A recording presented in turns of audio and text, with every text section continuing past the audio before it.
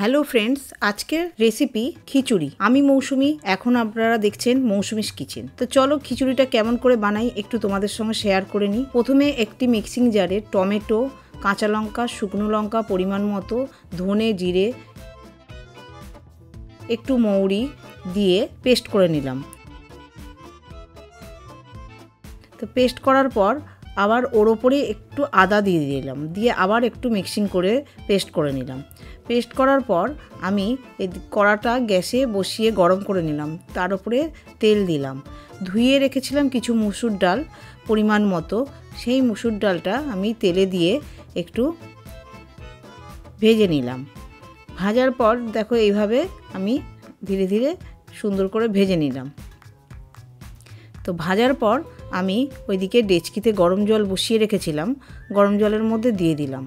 তারপরে ওই কড়ার মধ্যেই আবার সর্ষের তেল কিছুটা নিয়ে নিলাম, নিয়ে অল্প একটু আলু হলুদ দিয়ে একটু ভেজে নিলাম।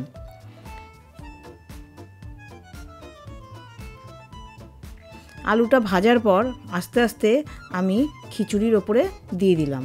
তারপরে কিছু কড়াইশুঁটিও আমি খিচুড়ির ওপর দিয়ে দিলাম। তারপরে আমি ওই কড়ার মধ্যে আবার তেল দিয়ে আমি ফুলকপিগুলো একটু ভেজে নিলাম। তারপরে আমি ওই কড়ায় আবার তেল নিলাম, নিয়ে একটু জিরে, তেজপাতা, শুকনো লঙ্কা, নারকোল, বাদাম দিয়ে আমি একটু ভেজে নিলাম। ভাজার ওপরে একটু নুন দিলাম যাতে ভাজাটা ভালোভাবে হয়। দেখো ভাজাটা ভালোভাবে হয়েছে। তারপরে পেস্ট করে রাখা মশলাটা আমি ওর ওপর দিয়ে দিলাম, দিয়ে জল দিয়ে তারপরে আমি একটুখানি রেড চিলি পাউডার আর হলুদ আর একটু সঙ্গে গুড় দিলাম। যেহেতু চিনিটা আমরা খাই না, সেই জন্য আমি গুড় ব্যবহার করলাম। তারপরে এইদিকে আমি গোবিন্দভোগ চালটা ধুয়ে আমি খিচুড়ির জন্য ডেচকিতে দিয়ে দিলাম। তারপরে এইদিকে দেখো তেল মশলাটা ভাজা হয়ে গেছে, তেল ওপরে উঠে এসেছে। ওর ওপরে ফুলকপিটা দিয়ে একটু নেড়ে নিলাম।